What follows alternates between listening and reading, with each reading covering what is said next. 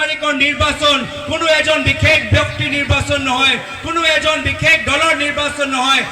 7 তাৰিখে সচেতন ৰাইজ হাতৰ চিলপত ভোট দি সংবিধানটো সুৰক্ষিত কৰি ৰাখিব লাগিব। আৰু যেতিয়ালৈকে কংগ্ৰেছ আছে তেতিয়ালৈকে আমি সকলোৱে প্ৰথম শ্ৰেণীৰ নাগৰিক হৈ থাকিব। আমাৰ মাজত এজনো ব্যক্তি দ্বিতীয় শ্ৰেণীৰ নাগৰিক নহ'ব। আমি কাম কৰিবলৈ বিচাৰো, NRC শুদ্ধ হোৱাটো বিচাৰো, বিভোটৰ সমস্যা সমাধান হোৱাটো বিচাৰো, নিজৰ মাজত শান্তি আৰু সম্প্ৰীতি জীয়াই ৰাখিবলৈ বিচাৰো। এই অসম হ'ল মহাপুৰুষ শ্ৰীমন্ত শংকৰদেৱৰ অসম, আজান পীৰৰ অসম, মাধৱদেৱৰ অসম, জ্যোতিপ্ৰসাদ আগৰৱালৰ অসম।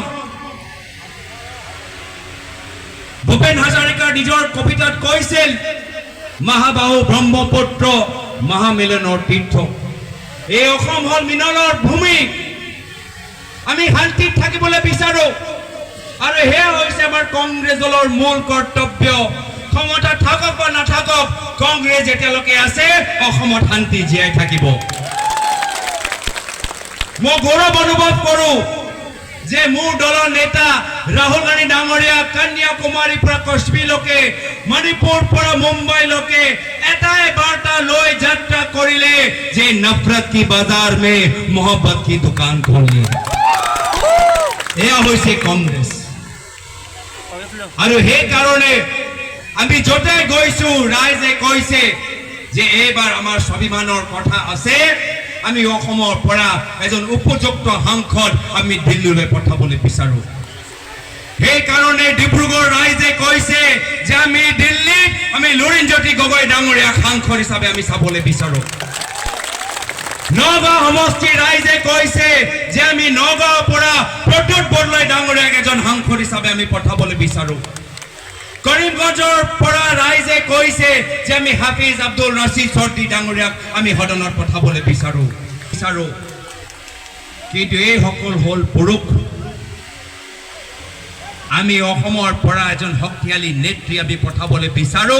আৰু সেইকাৰণে গুৱাহাটী লোকসভা সমষ্টিৰ সচেতন ৰাইজক অনুৰোধ জনাইছো, 7 তাৰিখে হাতৰ চিলপত ভোট দি এজন শক্তিশালী নেত্ৰী মীৰা ঠাকুৰ ডাঙৰীয়াক আমি দিল্লীত পঠাব লাগিব।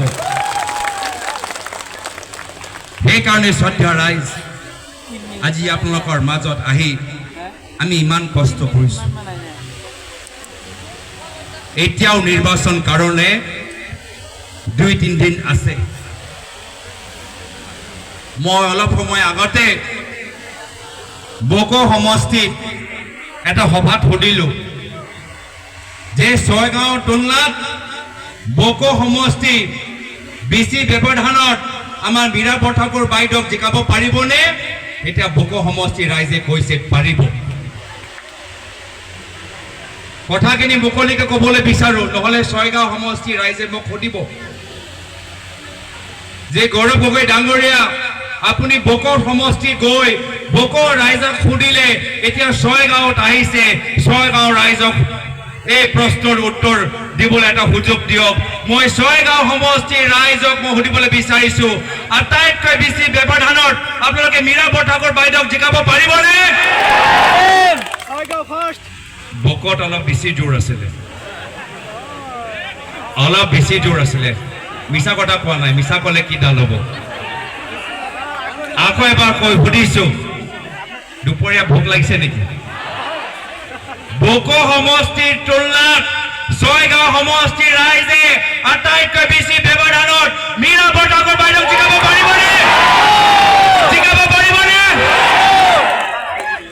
ইয়াৰ পৰা বকো সমষ্টিৰ ৰাইজক কৈছো, ছয়গাঁও অলপ আগবাঢ়ি গৈছে।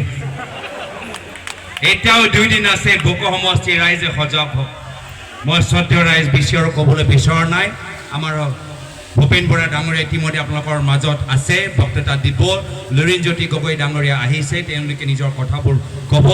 আজি আপোনালোকে ইমান যে মৰম, ইমান যে দোৱা, ইমান যে আশীৰ্বাদ আমালোকৰ কাৰণে কৈছে, সঁচাকৈ আমাৰ সাহস বৃদ্ধি হৈছে।